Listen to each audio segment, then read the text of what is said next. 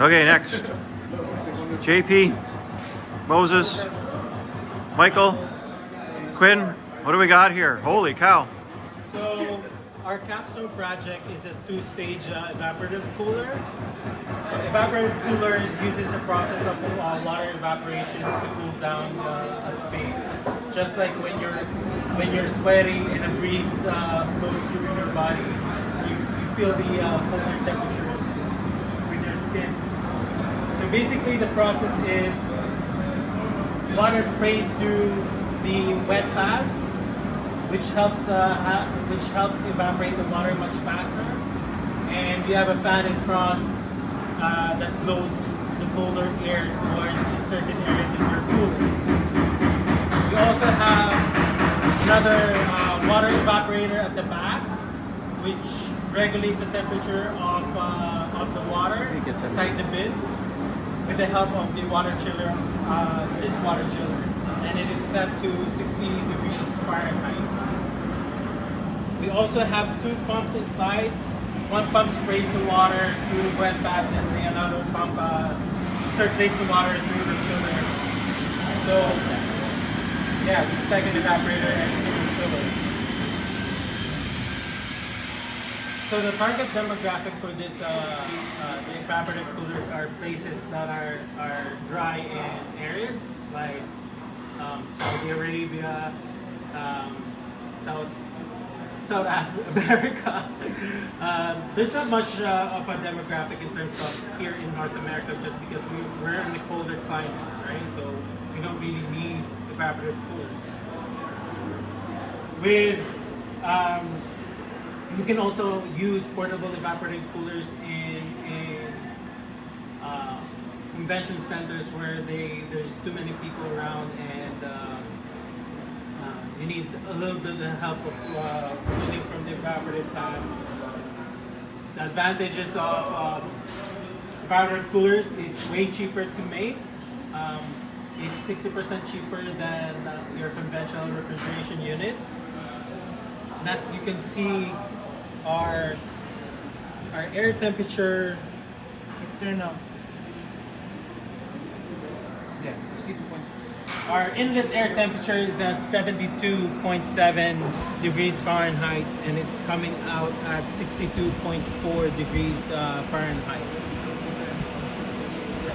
Yeah, so 10 degrees Fahrenheit difference. Impressive. So basically, it's easier to make, it's cheaper to make, and it's portable. The disadvantages of evaporative coolers are like the limited space you're gonna you can use it, right? You can't use it on places that are humid, because the higher the humidity available in the confined space is, the slower your evaporation rate will be. So your cooling capacity will be less efficient. Another disadvantages of evaporative coolers are the maintenance that you need to do. Either you replace your water and clean the evaporative cooler after use, or you treat your water when you use it. This is to avoid a spread of molds and diseases. Evaporative coolers are being used in different kinds of places. Here in Canada, we use it in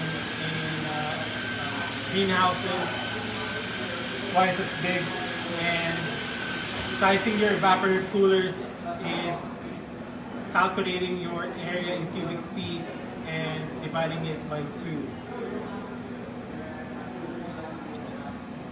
So for the parts and function, Moses will explain. You want to explain parts and function?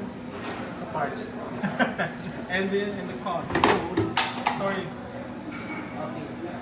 Basically, we have a two-stage, the wet pad and the chilling evaporator, and we also have pumps, 2 pumps. But the first pump pumps it to the water chiller, I'm just gonna go around the back here. and the other pump is pumping it to the wet pad.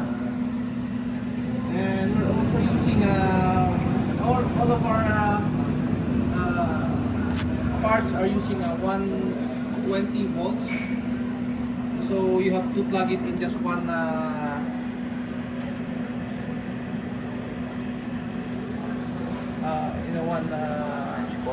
port. Yeah. And we also have the fan and water chiller. Basically, the pad creates the humidity and raises the humidity levels, while the coil just gives it the extra bit of a temperature drop and doesn't increase the humidity. And you have the air where we're basically pulling the air through the coil and then it's being blown out through the air. And that's about it for the function.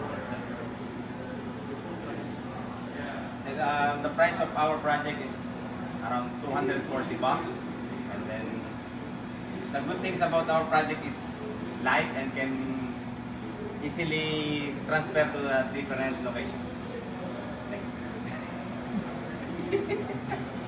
How we market?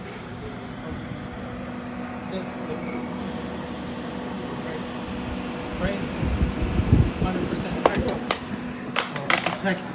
That's something else to it. All good? Good job, guys.